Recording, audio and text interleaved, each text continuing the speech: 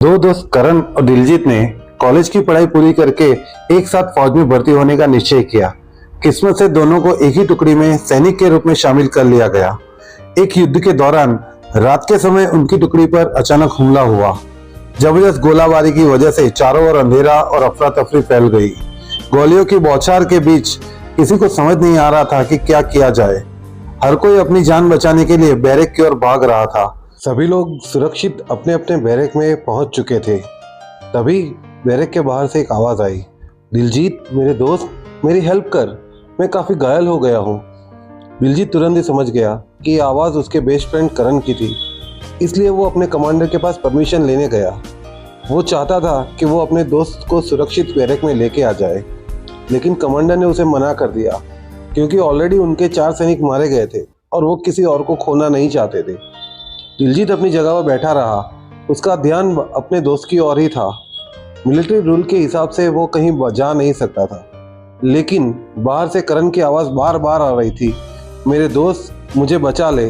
अब दिलजीत से रहा नहीं जा रहा था।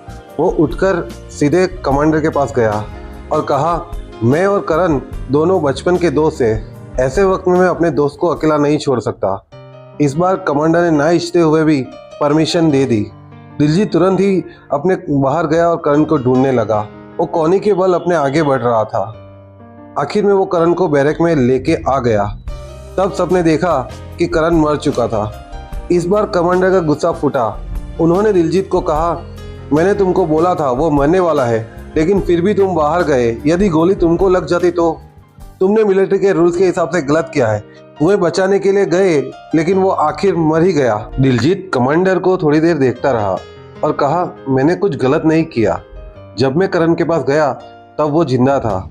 मुझे उसके पास आया देख वो काफ़ी खुश हो गया और कहा, दिलजीत मुझे पता था तुम आओगे, थैंक यू दोस्त। ये कहकर उसने अपनी सांसें छोड़ी।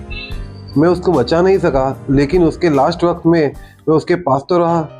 करण को पता होगा वो नहीं बचने वाला, लेकिन मरने से पहले उसको मेरे साथ कुछ पल बिताने होंगे। यही इच्छा मैंने पूरी की। बस मरते हुए आदमी को और क्या चाहिए। ये बोलते हुए दिलजीत की आंखें भर आई।